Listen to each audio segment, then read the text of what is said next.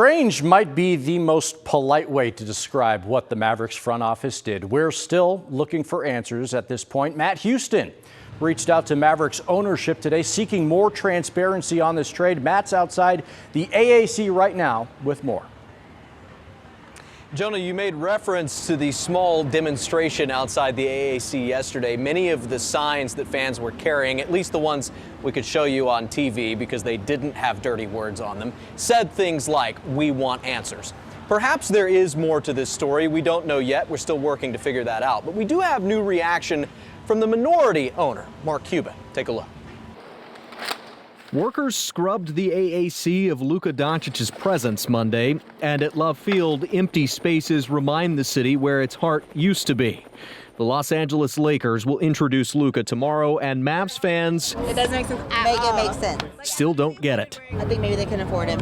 I don't know. Something's happening. I don't see why not. General Manager Nico Harrison tried to explain the move Sunday, pointing to the possibility Luka could leave when his contract expired and highlighting the return from the Lakers. We really feel that they're adding into the culture that we're trying to create here. We feel that defense wins championships, and we're excited to go. We feel like we're built to win now as well as in the future. That did not satisfy fans. We pursued further explanation Monday from Mavericks owners Miriam Adelson and team governor Patrick Dumont, who was apparently surprised at the idea when Harrison pitched it. The first time he laughed at me. We've spent today trying to reach out to Adelson and Dumont, but they've yet to weigh in.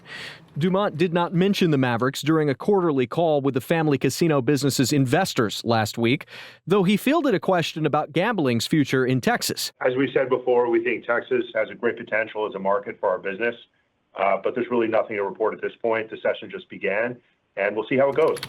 Only one person in the Mavs front office responded to our questions Monday. We asked minority owner Mark Cuban how he feels about the trade and if he has a message for Mavs fans worried it's part of an effort to move the team to Vegas. His short response was diplomatic. Once an MFFL, always an MFFL, he said. The Mavs have made their move, permanently changing the path of the franchise.